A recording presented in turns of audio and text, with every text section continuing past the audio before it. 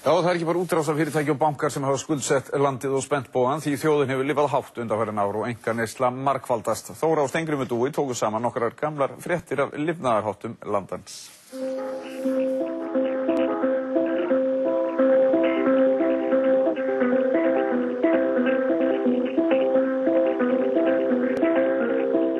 Íslensk heimili skulda 800 milljarða króna sem þýðir að hvert einasta mannsbarn skuldar tæpar 3 milljónir. Íslensk heimili eru skuldum vafin, skulda liðlega 180% af ráðstöfunartekjum sínum. Erlendar skuldir Íslendinga hafa vaxið hröðum skrefum á undanförnum 5 árum. Einkaneysla landsmanna fyrstu 3 mánuði þessa árs óx tæp 10%. Meiri hluti framhaldsskólanema telur sig hafa nóg af peningum til daglegra þarfa. Allir viðskiptabankarnir bjóða námsmönnum þjónustu allt frá 16 ára aldri.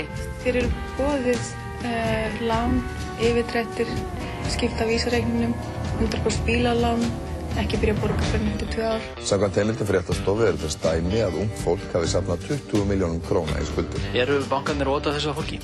Nei, ég held að þessi öfugt farið. Viðskiptamenn eru að sækjast eftir þessu lánsformi, en það hversu þægilegt þetta er. Sumarbústöðum á stærð við einbýlishús hefur fjölgað innan þjóðgarðsins á Þingvöllum. Það áberandi hvað svona bústaðir eru orðnir stórir. Sala á hjólhýsum og húsbílum hefur aldrei verið eins góð og í sumar. Sala á nýjum bílum hefur sjaldan eða aldrei verið eins góð og í ár. Dýrari og stærri bílar seljast mest.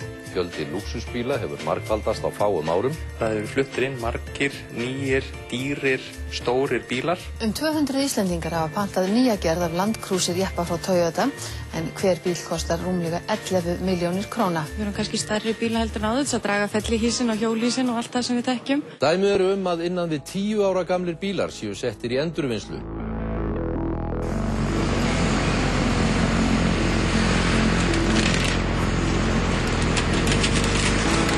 Þótt verð á fasteignum hafi bara farið upp á við síðasta árið, þá er ekkert lát á sölu og í dag þá var fullt út úr dyrum á opnu húsi þegar var verið að sýna jarðhæð sem var til sölu hér á höfuðborgarsvæðinu. Fasteignasalar eru ekki að kjafta fasteignaverðið upp. Núverandi staða endurspegli aðeins lögmálið framboð og eftirspurn.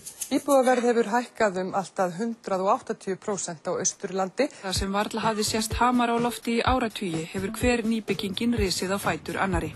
Íslendingar eiga nú 1200 íbúðir á Torrevieja-svæðinu á Spáni. 20% aukning var á íbúðakaupum þar á síðasta ári. Dagvöruverslun jókst tæpan 4. júlí miðað við sama mánuð í fyrra. Þetta er mesti vöxtur frá því að mælingar hófust. Leikbær hyggst reisa 3000 fermetra leikfangaverslun í Garðabæ á næsta ári. Verslunin verður 10 sinnum stærri en stærsta leikfangaverslun landsins er nú. Ég held að flestir, ef þið lítið í eigin barma, þá þekkja það í reynslu að það fari til útlanda og komi fulla ferðatösku tilbaka aftur af leikfangum. Tugir manna höfðu stillt sér upp í biðröð þegar leikfanga og barnavöruverslunin Just for Kids var opnuð í Garðabæ í morgun. Skammt frá eða á Smáratorgi í nýja háhýsinu sem þar er að rísa, opnar verslunin Toys R Us, tæpir 3000 fermetrar að stærð. Sala á öllu því sem tengist görðum og garðrækt hefur tekið gríðarlegan kipp undanfarið. Talið er að jólaverslun aukist 9% frá síðasta ári. Af Norðurlandaþjóðunum má búast við að Íslendingar verði mestu eyðslusækjandi þessi jól. Íslendingar hafa eytt peningum sem aldrei fyrr fyrir þessi jól. Sala á flugvöldum var meiri í ár en nokkru sinni fyrr og er talið að landsmenn hafi keypt flugvelda fyrir rúman 0,5 milljarð króna.